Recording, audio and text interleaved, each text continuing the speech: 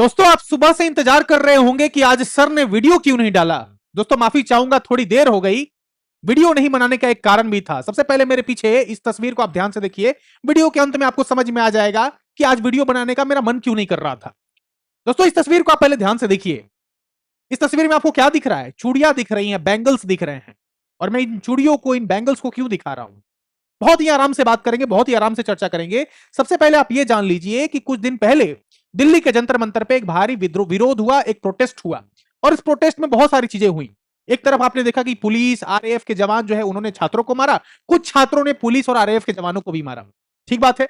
फिर आपने देखा कि देश के कोने कोने में, चाहे बंगाल हो, चाहे वेस्ट बंगाल हो, असम हो, बिहार हो, राजस्थान हो, अलग अलग प्रदेशों में भी क्या हुआ? धरना हुआ।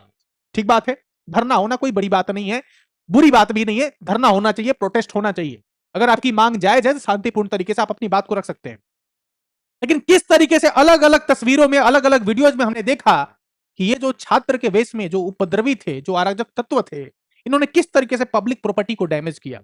चाहे वो पुलिस की गाड़ी में आग लगाना हो, चाहे वो सीसीटीवी कैमरा तोड़ना हो, आगजनी करनी हो, तोड़फोड़ करनी हो, अव्यवस्था बनाना हो, अराजकता फैलानी हो, पुलिस वालों पर हमला करना हो, ये सब हमने देखा। बहुत सारे वीडियोज हमारे सामने थे।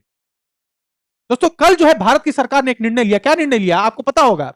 ये जो सीजेपी वाले हैं, इन्होंने कल धमकी दी सरकार को धमकी दी कि अगर आपने जिन लोगों के ऊपर केस किया है, जिन लोगों के ऊपर एफआईआर किया है, अगर आपने वापस नहीं लिया तो हम फिर से जो है धरना करेंगे और फिर से हम आवाज उठाएंगे। दोस्तों, सरकार ने घुटने टेक दिए, सरकार झुक गई। और सरकार झुक कैसे गई ये भी आपको दिखाता हूं। यही सरकार है, यही बिहार गवर्नमेंट है जो लंबे लंबे अखबार के पहले पन्ने पर इन उपद्रवियों की, इन अराजक तत्वों की तस्वीरें छापी थी, तस्वीरों को पब्लिश किया था कि भाई ये जो है, ये अराजक तत्व हैं, ये उपद्रवी हैं, इन्होंने तोड़फोड़ की है। अगर कोई इनको पहचानता हो तो सूचना दे, पुलिस को सूचित करे। पुलिस ने एफआईआर किया, बाकायदा पुलिस ने कार्रवाई की। आपने देखा होगा कि बिहार में जो आरजेडी के नेता हैं तेज प्रताप यादव, उनको 14 दिन की न्यायिक हिरासत यानी कि जुडिशियल कस्टडी में भेजा गया, क्योंकि उनको भी माना गया पुलिस के द्वारा कि ये भी जो है तोड़फोड़, आगजनी और अराजक तत्वों के बीच में शामिल थे। तो 14 दिन का न्यायिक हिरासत में भेजा गया। आज उनको भी छोड़ दिया गया। दोस्तों, महत्वपूर्ण खबर यह है कि भारत की सरकार ने, चाहे वो बिहार की सरकार हो या फिर असम की सरकार हो, बंगाल की सरकार हो, भारत सरकार ने सबको बोला कि जिन लोगों के ऊपर आपने एफआईआर किया है, जिन लोगों के ऊपर आप एफआईआर करने वाले हैं, जिन लोगों को आपने चिन्हित किया है, जिन लोगों का नाम अपने अखबार में छापा है, जिन लोगों के फोटो को आपने सोशल मीडिया हैंडल्स पर डाला है, उन सबको आप हटा दीजिए, क्योंकि ये सारे बच्चे निर्दोष हैं। मैं आप पर छोड़ता हूं, आप निर्णय कीजिए कि क्या सरकार ने सही किया या गलत किया। मैं नहीं बोलूंगा कुछ। सरकार ने बकायदा एक नोटिफिकेशन जारी किया। ये देखिए, असम की गवर्नमेंट का है, जहां पे हिमंता बिश्वा शर्मा जो है एक बहुत बड़े जो है नेता माने जाते हैं, वहां पे उनके भी हाथ बांध दिए गए कि वो भी इन अराजक तत्वों के खिलाफ कोई कार्रवाई नहीं कर सकते। पुलिस कोई कार्रवाई नहीं कर सकती है। पुलिस जो है इनके ऊपर कोई एफआईआर नहीं कर सकती है। भले ये गाड़ियों को फोड़ दे, गाड़ी में आग लगा दे। आपने देखा बिहार में, पटना में एक विधायक के गाड़ी को फोड़ दिया गया, तोड़ दिया गया, विधायक जी को जान बचा के भागना पड़ा। ये हालात थे पटना में जिस दिन प्रोटेस्ट हुआ था। अलग अलग आपने देखा, बिहार में सिवान में तो AK-47 चल गया। अब उसकी भी कहानी अलग है। अलग अलग प्रदेशों में, अलग अलग राज्यों में, अलग अलग जिलों में आपने देखा बहुत सारे ऐसे विजुअल्स हमारे सामने हैं कि किस तरीके से पुलिस वालों को मारा गया, किस तरीके से पब्लिक प्रॉपर्टी को डैमेज किया। लेकिन इनको ये नहीं समझ में। मैं तो सरकार से ये एक सवाल, मेरा छोटा सा सवाल है, बाकी आप सब सवाल जो है कमेंट में जरूर पूछिएगा और आपके जो विचार है वो कमेंट में जरूर लिखिएगा। और मैं चूड़ी क्यों दिखा रहा था, बैंगल्स क्यों दिखा रहा था, आप समझ में आ रहा है ना आपको? मैं तो सरकार से ये पूछना चाहता हूं कि जिन पैसों से ये गाड़ियां जो चलती हैं पुलिस वालों की, जिन पैसों से सीसीटीवी कैमरा लगा हुआ है, जिन पैसों से जो है होर्डिंग्स लगे हुए हैं, वो किसके पैसे? वो टैक्स पेयर्स के पैसे हैं। अगर उसको कोई नुकसान पहुंचाता है, ठीक है, आप एफआईआर मत कीजिए, उसको जेल में मत डालिए, लेकिन उससे पैसा तो वसूल सकते हैं। मान लो कि मैं अगर जाकर किसी पुलिस वाले की गाड़ी में आग लगा रहा हूं, गाड़ी को डैमेज कर रहा हूं, ठीक है, मुझे जेल में मत डालो, मेरे ऊपर एफआईआर मत करो, लेकिन मेरे से पैसों की वसूली तो होगी, जब्ती कुर्की तो होगी। कि छोड़ दिया जाएगा ऐसे ही, कोई भी आएगा तोड़फोड़ करेगा, आगजनी करेगा, अराजकता फैलाएगा और उसके ऊपर कोई कार्रवाई नहीं होगी? देखिए ना, बिहार सरकार यही तो कह रही है, चाहे बिहार की सरकार हो, असम की सरकार हो या बंगाल की सरकार हो, कह रही है कि 26 जुलाई को बिहार राज्य के किसी भी हिस्से में इस विरोध प्रदर्शन में शामिल व्यक्तियों के विरुद्ध सरकार कोई भी कार्रवाई, दंडात्मक, प्रतिशोधात्मक अथवा प्रतिकूल कानूनी कार्रवाई नहीं करेगी।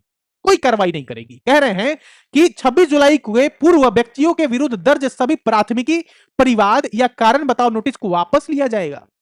कारण बताओ नोटिस, शोकॉज नोटिस भी वापस लिया जाएगा।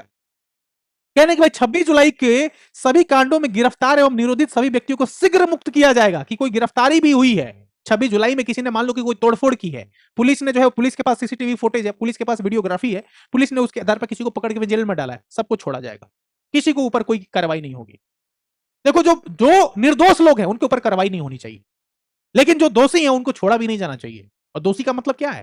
जिन्होंने अराजकता फैलाई है, जिन्होंने तोड़फोड़ किया है, जिन्होंने टैक्स पेयर्स के मनी को नुकसान पहुंचाया है, जिसने इस देश के जो सरकारी संपत्ति है उसको नुकसान पहुंचाया है, उनके ऊपर तो कार्रवाई होनी चाहिए। आप पर छोड़ता हूं मैं। देख लीजिए, कह रहे हैं कि 26 जुलाई के कोई प्रत्यक्ष या परोक्ष कार्रवाई कांडों में नामित व्यक्तियों के विरुद्ध भविष्य में भी, आज नहीं भविष्य में भी कोई कार्रवाई नहीं की जाएगी। और यहां पे आप देखेंगे जो विशेष सचिव है, स्पेशल जो सेक्रेटरी है, उनका हस्ताक्षर है भारतीय पुलिस सेवा बिहार सरकार की तरफ से आया है, होम डिपार्टमेंट की तरफ से। अब आप क्या सोचते हैं इस पे जरा लिखिएगा, कमेंट में जरूर लिखिएगा अपने विचार। आज जो है भारत की सरकार के लिए एक बात, एक शब्द जरूर लिखिएगा, नरेंद्र मोदी जी के लिए 2 शब्द जरूर लिखिएगा। सरकार झुक गई, धर्मेंद्र प्रधान का इस्तीफा हो गया, फास्ट ट्रैक कोर्ट गठित हो गया। आपने देखा कि एक जो है स्पेशल कमेटी बनाई गई नंदन जी के नेतृत्व में। आपने देखा कि एक जो है स्पेशल एक्ट पास करा दिया गया ताकि किसी भी तरह का जो है कोई भी धांधली ना हो सके। 10 करोड़ का जुर्माना, 10 साल की सजा, सब कुछ किया गया। और उसके बाद भी सरकार अभी झुकने को और भी तैयार है। देख लीजिए, शांतिपूर्ण प्रदर्शन पर लाठी भाजना गलत है। सुप्रीम कोर्ट ये कह रहा है कि शांतिपूर्ण प्रदर्शन हो रहा है, उसके ऊपर आप लाठी नहीं भाज सकते हैं, आप लाठी नहीं चला सकते। बिल्कुल सही बात है। पीसफुल तरीके से, गांधीवादी तरीके से चुपचाप कोई अगर मान लो कि अपनी आवाज उठा रहा है गांधीवादी तरीके से, सत्य और अहिंसा के रास्ते पर चलकर, तो उसके ऊपर लाठीचार्ज नहीं होना चाहिए, लाठी आप नहीं भाज सकते। लेकिन कोई उपद्रवी है, कोई अराजक तत्व है, कोई हिंसक व्यक्ति है, तो उसको कैसे काबू में किया जाएगा? आप बताइए कमेंट में। क्या कह रहे हैं? सुप्रीम कोर्ट ने सोमवार को कहा कि शांतिपूर्ण और कानून के दायरे में रखकर विरोध प्रदर्शन लोगों का संवैधानिक अधिकार है। सिर्फ प्रदर्शन के कारण पुलिस द्वारा बल प्रयोग को सही नहीं ठहराया जा सकता। ठीक है, अब देख लीजिए इसको। वीडियो को मैं यहां पे छोड़ता हूं और कमेंट में आपके विचारों को पढ़ना चाहता हूं मैं कि आप क्या सोचते हैं। मैं कुछ ज्यादा बोलना नहीं चाहता इस वीडियो में, क्योंकि बोलने लायक कुछ बचा ही नहीं है। अब जब ऐसे लोग को भी छोड़ दिया जाएगा बिना किसी कार्रवाई के, तो फिर बोलने के लिए बचा क्या है? अब देख लीजिए, सीजेपी का जो प्रोटेस्ट हो रहा था जंतर मंतर पे, पता है आपको वहां पे कितने आपराधिक रिकॉर्ड वाले लोग पहुंचे थे? 2873। ये 2873 वो लोग हैं जिनके ऊपर पहले से किसी ना किसी तरह का मुकदमा चल रहा है, एफआईआर चल रहा है, कहीं दोषी हैं, कोई क्राइम कर रखा है, कोई कांड कर रखा है, वैसे लोग वहां पे पहुंचे थे। और इनका आइडेंटिफिकेशन हुआ क्योंकि वहां पे फेशियल रिकॉग्निशन वाला सिस्टम डिवाइस लगा हुआ था। और फेस को रिकॉग्नाइज करके पुलिस ने पता कर लिया कि ये लोग वो लोग हैं जो पहले से किसी ना किसी तरह का अपराध किए थे। देख लीजिए, मर्डर वाले तो 101 हैं जिन्होंने मर्डर किया है। अब बताइए, अटेम्प्ट टू मर्डर वाले 62 हैं, रेप वाले 61 हैं। 61 तो रेपिस्ट भी पहुंच गए थे वहां पे, जिनके ऊपर रेप का मुकदमा चल रहा है। देख लीजिए, डकैती वाले 284 हैं, 284 डकैत भी पहुंचे हुए थे यहां पे। तो आप लोग जो कहते थे कि सर वहां पे स्टूडेंट्स नहीं और भी अराजक तत्व है, वो बात सत्य है।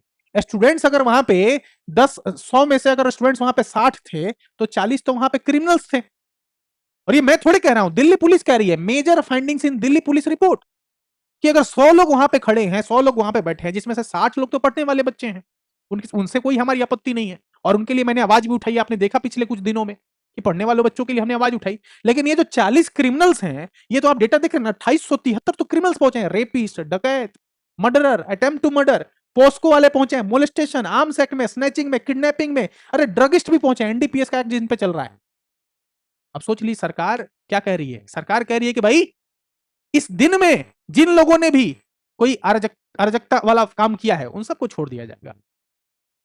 चलिए, कोई बात नहीं है, कमेंट में अपने विचार को लिखिए। ज्यादा कुछ नहीं बोलूंगा, मिलता हूं किसी और नए वीडियो नए टॉपिक के साथ।